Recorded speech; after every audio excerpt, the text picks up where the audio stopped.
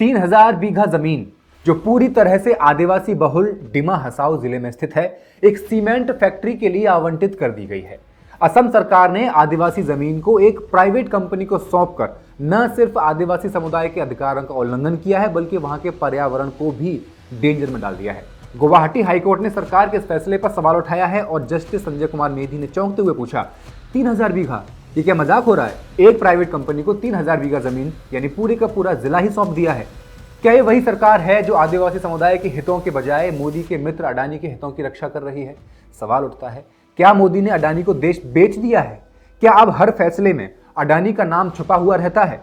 अगर जनता की जमीनों को बेचा जा रहा है तो क्या इसे शासन कहा जाएगा या फिर इसे कंपनी का शासन कहा जाना चाहिए, जैसे ईस्ट इंडिया कंपनी का शासन हुआ करता था? और क्या वाकई ये किसी अडानी ग्रुप की ही कंपनी को जमीन बेची गई है? फैक्ट्स एंड फिगर्स के इस एपिसोड में आई विल एक्सप्लेन।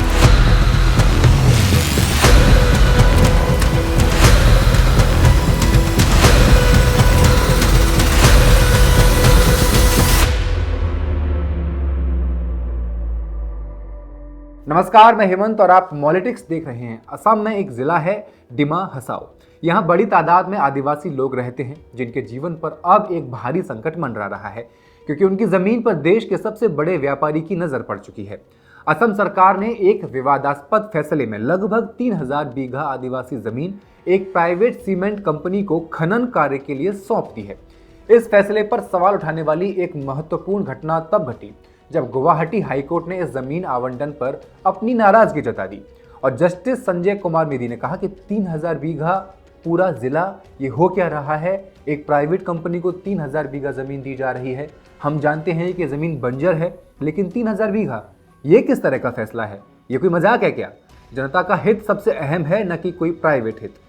तो आदिवासी समुदाय के अधिकारों की अनदेखी और उसकी जमीन पर शुरू होने वाले व्यवसाय से जो नुकसान पर्यावरण को होगा, उसकी अनदेखी करते हुए एक कंपनी को इतनी बड़ी जमीन दे देना कोई नई बात नहीं है।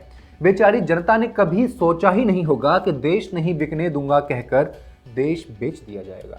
सौगंध मुझे इस मिट्टी की, मैं देश नहीं मिटने दूंगा। आज हम गुलाम भारत और आजाद भारत में फर्क करने जाते हैं तो बहुत ठगा हुआ सा महसूस करते हैं।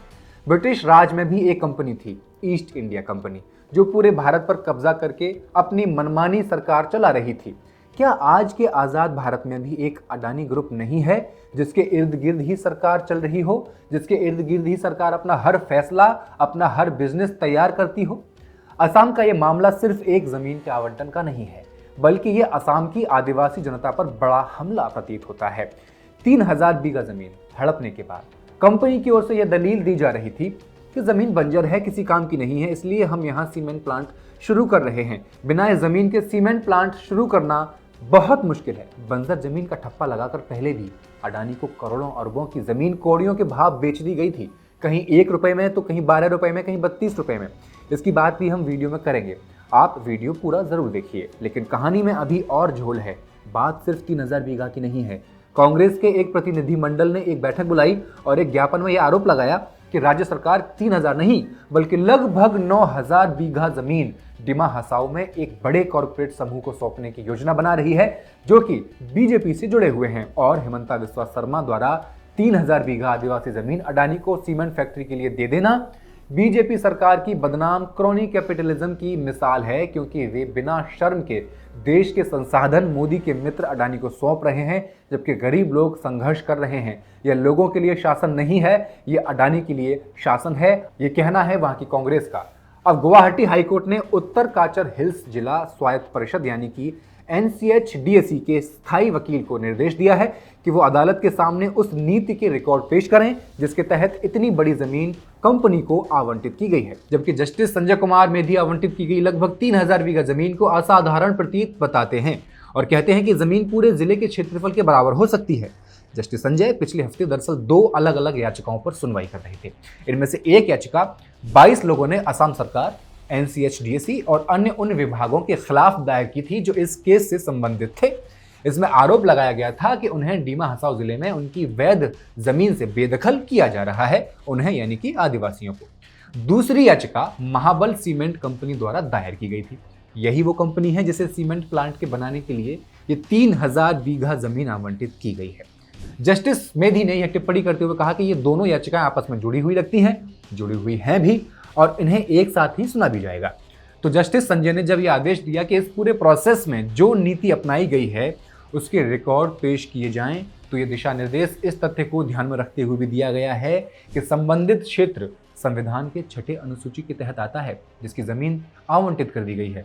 इस 6 अनुसूची में आने की वजह से आदिवासी लोगों के अधिकारों और हितों को प्राथमिकता दी जानी चाहिए जो वहां रह रहे हैं। दरअसल उमरांगसो जो क्षेत्र है उसको एक पर्यावरणीय हॉटस्पॉट के रूप में जाना जाता है, जिसमें गर्म झरने हैं, प्रवासी पक्षियों के लिए रुकने की जगह है और वन्यजीव भी है।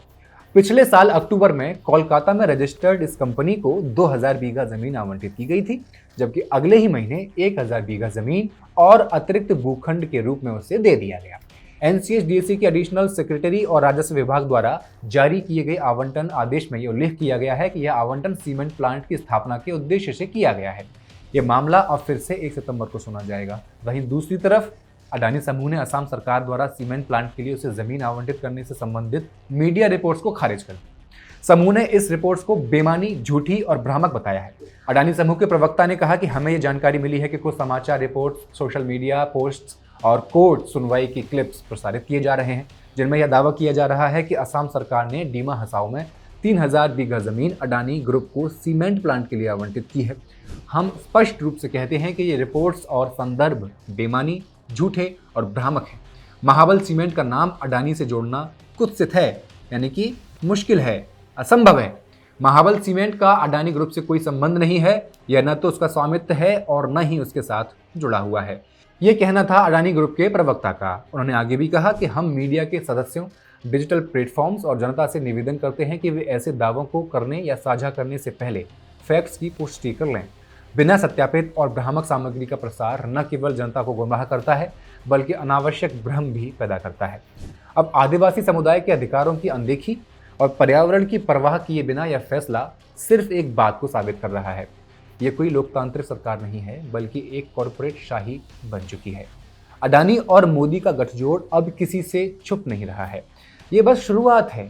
सवाल सिर्फ असम का नहीं है बल्कि पूरे देश का है। अडानी ग्रुप को नरेंद्र मोदी की अगुवाई वाली गुजरात सरकार ने उसके पोर्ट और स्पेशल इकोनॉमिक जोन यानी कि SEZ प्रोजेक्ट के लिए जो जमीन दी थी उसकी कीमत भी बहुत कम थी, केवल 1 रुपए से 32 रुपए प्रति वर्ग मीटर।